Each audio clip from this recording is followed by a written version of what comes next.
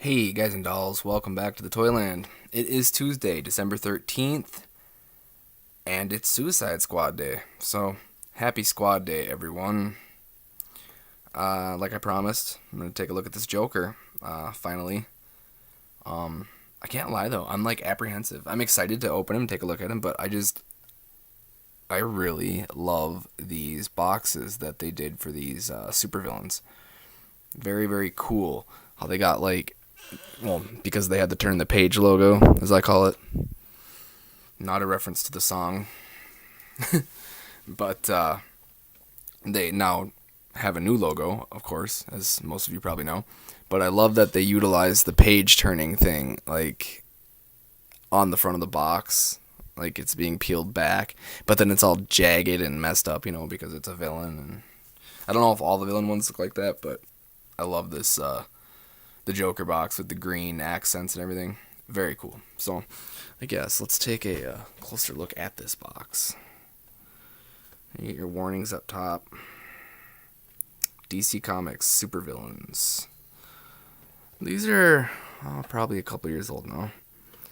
There's the open front window box there. The Joker. I love this look. Just the white shirt and the black suit with like the duster or trench coat, whatever you want to call it. The big sinister grin. Very cool. You can actually see he must have been put in the box while he was still wet because there's a paint streak up there, which I noticed before and I'm not concerned about, but I can't tell from this angle, but I'm hoping it didn't actually rub the paint off his head. I guess if it did, I'll have to repaint it, but this side, we get a cool little silhouette. Love this. Just a sweet silhouette with the smile, with the mask in it. It's like having the background show through. Very cool. On the back, we get a little selfie there of the Joker. Collect them all. Roller derby Harley. Not my favorite Harley Quinn design, but I might have one of those one day. And of course, Poison Ivy, which this Poison Ivy is a pretty unique design. Kind of cool, actually. This side, more Joker. Measures approximately 6.75 inches tall. There he is. Sculpted by Paul Harding. Good job, Paul Harding. I like your Joker. Look at the little gloves. Cool, I like the gloves on him. The little butcher knife. He's just a cool figure. So, enough about his box. Let's pause this real quick, crack him open, and take a look. Alright, here he is out of box. Doesn't look like his hair paint is messed up. He comes out of the box really nice. That was cool. Sometimes these figures are like the plastic molder on them is really stuck around them good, and you almost get kind of worried, like, oh, is this thing gonna break when I'm pulling it out of here? But no, he came out real nice. He stands really good. Like, I did nothing. I put the knife in his hand and put his arm up like that, and I just set him on the table. The way his feet hit, he didn't wobble, he didn't rock. He hit the table solidly and just stood right up. So that's good. He does have a peg hole, also, if you'd like to use a stand. But yeah, apparently he stands just fine on his own. So that's really cool. There's a look at the figure in full body. Here's the back side, which now he doesn't want to stand up so well. Must have had his feet on something just right. Alright, but there's the back side. It's a little duster. So, of course, he comes with the little knife accessory here. It's a cool little accessory. I like it. Very fitting. Yeah, he's definitely cool. I really like this guy. So, I have not really messed with him at all for articulation. Let's check it out. Ooh, looky there. Focus on the Joker. There we go. See that? It's like a paint spot missing on his face. Something weird. Again, nothing I couldn't touch up myself. But, yeah. I got this guy pretty cheap, too. When they came out, they were $25, $30 or whatever. I paid less than that. So, the head Has some up and down movement. Not a lot, but a little bit. And it does go side to side, but there's hindrance. Oh, well, there we go. He got it up over. But he's still, again, he gets hindered by the duster lapels. So, can't twist the head all the way around. I mean, you probably could, but, yeah, actually, this is really soft rubber. You probably definitely could, but I'm not going to risk popping my head off to do so.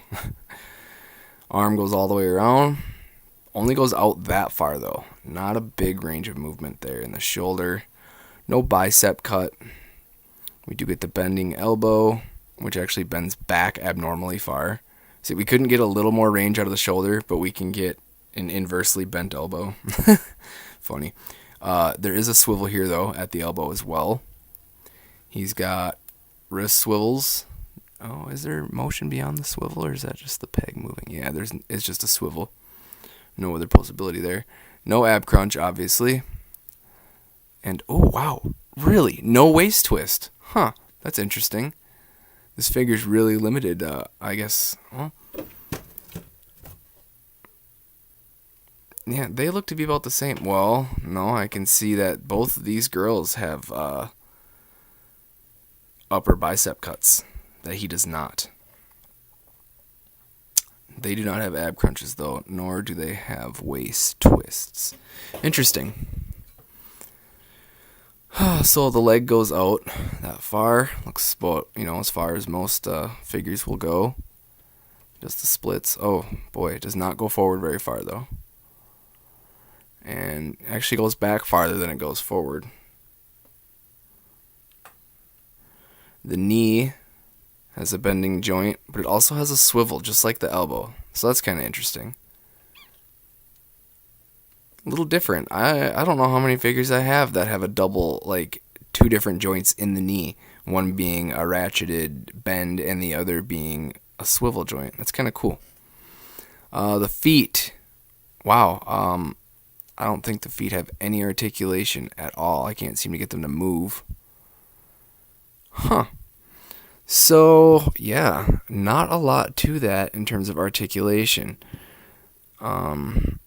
Not a big deal for me. I do like my articulation, but the figure itself is so cool, and the quality is high enough that I'm not upset at all about the articulation. I mean, it's just the Joker. He's not going to be doing any weird poses, like Batman figures. You really want articulation. You want your ab crunches and all that, so you can get really cool, use a stand and have him doing like his swooping in with his cape all opened up type deal, or maybe he's all crunched down in a defensive type position, or like Superman, you want dynamic flying positions. So you really kind of want articulations, good articulation, a lot of articulation in figures like those. Your flashes, definitely, for them hardcore running poses, so on and so forth. So, yeah, this is my only figure from this line, so I'm guessing most of the figures are articulated like this. Obviously, except for the girls having that extra bicep swivel, upper bicep. So, yeah. So what? He's got 1, 2... I guess I'm going to count the elbows and knees as 2 joints because they have the bend and then they have the swivel. So let's see it. 1, 2, 3, 4, 5, 6, 7, 8. So like 16 points of articulation. That's not too bad. Honestly, I think putting an ab crunch on it would have ruined the figure. I like the sculpting of the shirt and the torso there, and that's one thing that it would have messed with. That's one thing a lot of people don't, I think, understand. The more articulation you have, the more you're going to get pieces from different parts of the factory, which in turn can lead to, mess ups in the paint and stuff like that. Because, yeah, I mean, the more it's like this, the more it's been, like, this whole chest area was sculpted as one piece, as opposed to an upper chest piece, an abdomen piece, and then a crotch piece because there's a swivel there, That's 3 different pieces that have to come together in the production line. So, I mean, I guess there kind of can be a sacrifice for when you get a lot of articulation going on a figure.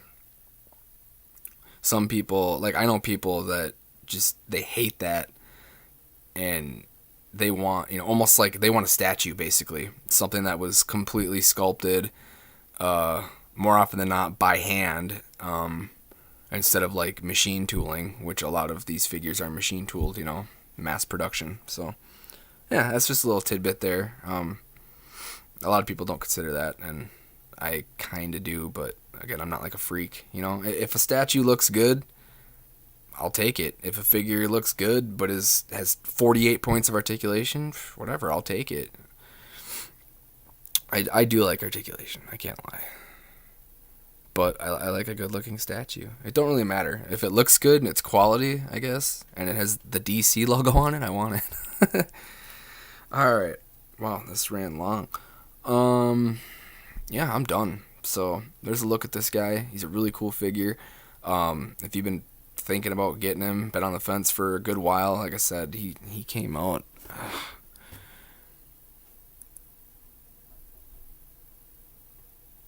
Really? There ain't a date on here anywhere?